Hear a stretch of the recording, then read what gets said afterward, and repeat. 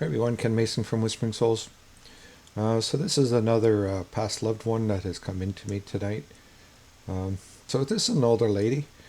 Um, she shows herself in a very plain dress. Felt like perhaps she was on a farm. Um, Not much in the way of color, but certainly, not something that you would say was fancy or anything. I certainly see like an apron in front of her as well, because I see her hands going inside the apron. Um, It's definitely a farmer area. I see her like, or in the kitchen a lot, perhaps cooking meals for everybody. Because she shows herself as being younger, and there's a bunch of either workers or kids in the house, and she's making breakfast and whatnot. Um, but she does show me as somebody either being really injured or killed on a tractor that fell over. Um, and she certainly says, there's been a lot of injuries on this farm, and people that uh, couldn't work anymore.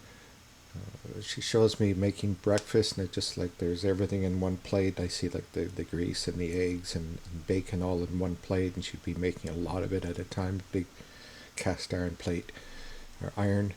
Um, but certainly old fashioned, very old fashioned lady who obviously didn't dress up much. And she does mention that, every once in a while that they would go out dancing, and she liked dancing. Um, and for some reason, I don't know why, but she says, when her husband passed, uh, though she says there was some grieving, she was actually relieved that he passed. Um, it doesn't refer to what, maybe he was in pain or something, but she just says that she was happy after he passed. And she stayed in the house as much as she could until she got too older or onto the farm. Um, but I see her being moved into an old age home and passing away at that home. Um, I don't know what happened to the farm because she's not telling me. Um, but certainly, a lot of spent a lot of her life on a farm, um, and that's where she kind of that's what I have from her. Her message basically is that to her family that she is watching over everyone.